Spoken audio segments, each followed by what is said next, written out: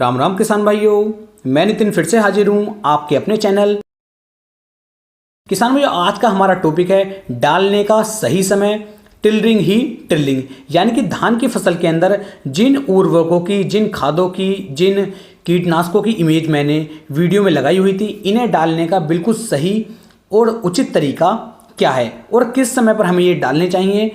धान की रोपाई से पहले या धान की रोपाई करने के तुरंत बाद या फिर धान की रोपाई करते समय इसका बिल्कुल सही और सटीक समय क्या है, जिससे कि जो हमारी धान की फसल है वो नंबर 1 में टिलरिंग करके चले और बहुत ही अच्छे रिजल्ट हमें देखने को मिले।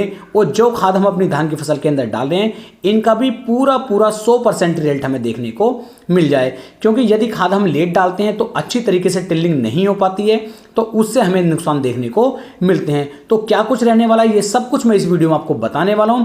अगली वीडियो आप किस टॉपिक के ऊपर चाहते हैं या किसी अन्य फसल के ऊपर चाहते हैं तो उस फसल का नाम भी नीचे कमेंट सेक्शन में बता सकते हैं, उसके ऊपर भी वीडियो बना करके आपको बहुत जल्द दी जाएगी। तो चलिए शुरू करते हैं।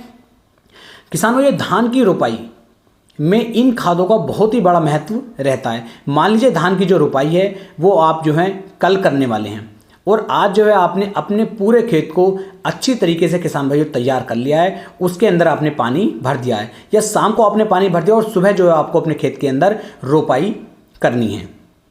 तो ये समय भी किसान भाइयों बहुत ही उचित रहता है। जिस समय पर रोपाई करना है, रोपाई करने से पहले, रोपाई नहीं बात कर रहा हूँ, रोपाई करने से पहले चाहे 1 घंटा पहले या फिर 2 घंटे पहले या फिर 3 घंटे पहले आपको जो है अपनी धान की फसल के अंदर फटेरे का उपयोग कर लेना चाहिए, इफ्को की सल्फर का उपयोग कर लेना चाहिए, म्यूरेट ऑफ पोटास का उपयोग कर लेना चाहिए और सागरिका का इस्तेमाल कर लेना चाहिए। लेकिन कैसे, कितनी मात्रा में, और यदि हम रोपाई के समय पर इसका उपयोग नहीं कर पा रहे हैं तो बाद में हमें इसका उपयोग कब तक कर लेना चाहिए जिससे कि हमें शानदार टिलरिंग देखने को मिले।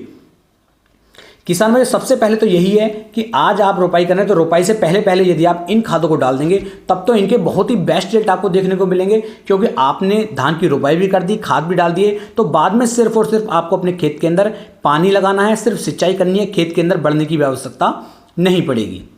तो यहाँ पर फटेरे की जो मात्रा आप लेंगे वो 4 किलोग्राम प्रति एकड़ के हिसाब से लेंगे। सल्फर की जो मात्रा लेंगे वो 5 किलोग्राम प्रति एकड़ के हिसाब से लेंगे। म्यूरेट ऑफ पोटास जो हमारी रहती है, यदि आपने NPK 12-32-16 का उपयोग किया है तब तो आपको म्यूरेट ऑफ पोटास का उपयोग यहाँ पर बिल्कुल भी नहीं करना है।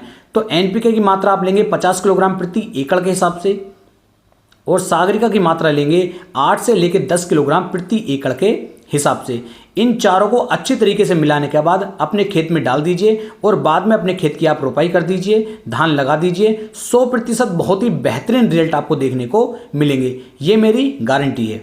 और यदि आप रोपाई के समय पर इन खादों को नहीं डाल पाए तो रोपाई करने के कम से कम 10 दिन के बाद और 10 दिन से लेकर 20 दिन तक, यानी कि 10 दिन से लेकर के 20 दिन के बीच में आपको इन सभी खादों को इतनी ही मात्रा में अपने खेत के अंदर डाल करके अपने खेत की आपको सिंचाई कर देनी है। यदि आप ऐसा करेंगे तो 100% आपकी फसल के अंदर कीटों का अटैक नहीं होगा, फंगस भी ना मात्र लगेगी, साथ ही साथ टिलरिंग और कल्ले बहुत बेहतरीन होकर के चलेंगे और आपकी जो धान की फसल होगी वो हर वर्ष के मुकाबले कम से कम 15% एक्स्ट्रा बेनिफिट किसान भाइयों आपको निकाल करके देगी। ये बहुत ही शानदार फार्मूला मैं आपको बता रहा हूँ और जितनी मात्रा किसान भाइयों मैंने आपको बताई है इस मात्रा को आप कम बढ़ती बिल्कुल भी ना करें। बिल्कुल सही डोज जो मैंने आपको बताई है इसी डोज का आपको ध्यान रखना है। साथ ही साथ अपने खेत के अंदर नमी लगातार बना कर रखें, अच्छी नमी बनी रहेगी तो अच्छे रिजल्ट किसान भाइयों आपको देखने को मिलेंगे।